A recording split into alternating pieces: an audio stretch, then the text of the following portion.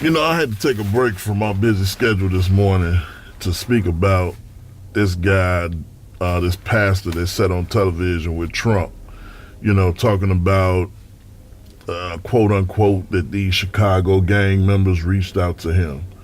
First of all, I'm a past product of the streets.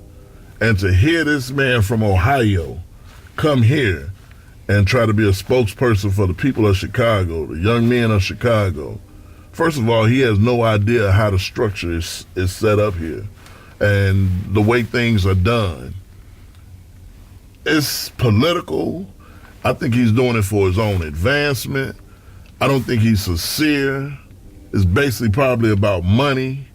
But if you don't know this city, if you don't know Chicago, how can you come to Chicago and say the top gang leaders? First of all, there are no top gang leaders in Chicago no more. Everything is broken up in different factions. They got one gang over here, they got one gang over here, so there's really no whole structure where people are listening to one person or two people. So which gang is talking to you? Is it a gang that you put together? Is it a gang that basically he put together? Whereas they're going to come out and say, oh, we're gang members of Chicago? That's not possible. There's no way. It's not possible. As I said, as a product from the streets, that's not how things work here. Everybody talking about bringing the feds in and they're going to mobilize the feds, the National Guard. That's not the answer for Chicago, because the young black men in Chicago, they looking for jobs, they're looking for social services, they're looking for programs that's going to serve just their basic needs. That's what Chicago needs.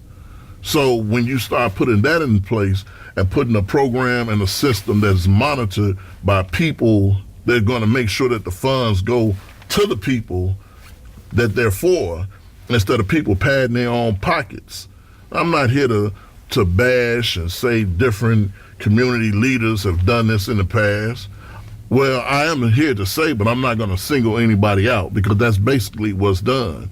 When the feds, the government, the state, they allocate funds for resources, social centers, basketball, they take the funds and they do what they please with it. They put a portion of it in, and then you see this coach or whomever riding around with a Lexus, or next thing you know, he has a nice house, or he has clothes, or this just personal things. So that's the most important thing. Whatever funds that are allowed for Chicago, that they put where they belong. We need just basic things in the city, in the hood. I just took a break from this little movie we filming. We rehabbing homes, doing HoodHabbin, and I just had to just stop and say something. Pastor from Ohio, your name's Scott, Donald, Darrell Scott. You keep that bullshit in Ohio. Don't come to Chicago with that shit, because you're a liar. And you're sitting there in front of President-elect Trump, well, the president, not president-elect, but President Trump, and you filling his head with that bullshit because he's not from the hood and he don't know what's what. So you get there and you sit there with him and you say, oh, they reached out for me. That's bullshit. That's bullshit. That's not true. And Mr. Trump, don't believe that motherfucker. Don't believe that motherfucker. He's full of shit. He's lying, and he's trying to serve your needs. If you're looking for people to work with you, you need to send an envoy, or you need to come down and you need to have a town hall meeting, and you need to hear what people need, what the basic needs are. Because the thugs, so-called thugs, and the people in the streets, they need to be heard. They don't need a spokesperson. You don't need some motherfucker from Ohio trying to tell you, trying to explain to you how to run Chicago. It's not gonna work. It's not gonna work. So, Mr. Trump, if you care about the lives in Chicago, You know, right now the country is in an uproar. The country, I say it's not the United States of America, it's the divided states of America. And if you feel like you can make a difference and you care about people as you say you do, don't listen to that motherfucker. Don't listen to him. He's a liar. You know, and I always say, and I'm not saying this about all pastors, but the line going to hell, in the front of the line, is going to be a lot of pastors. Not all pastors.